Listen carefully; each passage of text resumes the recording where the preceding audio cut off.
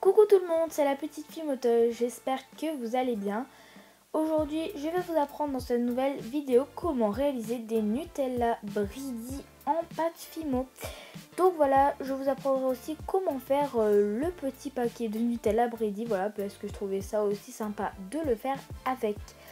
Donc ensuite, comme on est dans les semaines qui se rapprochent d'Halloween, je poste 2 vidéos par semaine, une sur Halloween, donc un tutoriel Fimo Halloween, et un autre totalement normal, comme celui-là par exemple. Voilà, donc si jamais vous aimez les tutoriels Fimo Halloween, n'hésitez pas à regarder ce que je poste, et le prochain que je posterai sera un tutoriel Halloween.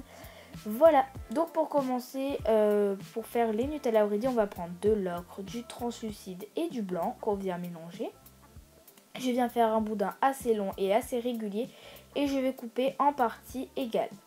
Donc je fais ça pour être sûr que tous les petits gâteaux Nutella Bridis soient de la même taille. Ensuite je viens faire un boudin avec les bouts très arrondis et je viens l'aplatir un petit peu.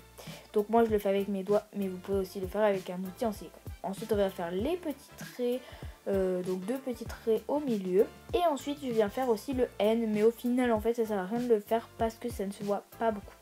Je suis venue texturer à la brosse à dents, donc seulement la brosse à dents ça suffit.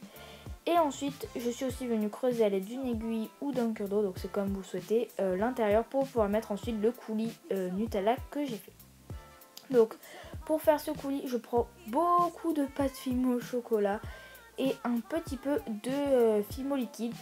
Donc tout simplement parce que le Nutella en fait c'est pas trop liquide, c'est assez pâteux quand même.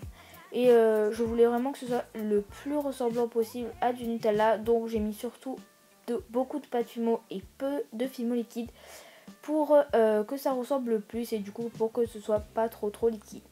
Voilà, donc je viens le positionner, vous pouvez faire des petits débords vers le haut, mais évitez vers le bas, sinon ça va couler sur votre plan de travail et au final ça aura servi à rien.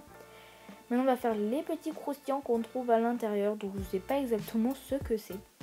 Pour ça vous faites des petites boules, je suis venue les texturer à la brosse à dents, mais comme on va les mettre dans le Nutella, ça ne se verra pas trop si c'est texturé ou pas. Donc pas la peine de trop texturer et je viens remettre du coulis, voilà, pour que ça ne se voie pas trop. Voilà, donc ensuite, une fois qu'on a mis ça, l'intérieur fourré donc de Nutella est terminé. Et pour fignoler, je viens colorer donc avec du pastel sec. Donc je fais ça parce que je trouvais que c'était trop fade, mais normalement c'est assez clair quand même, un Nutella Bridis.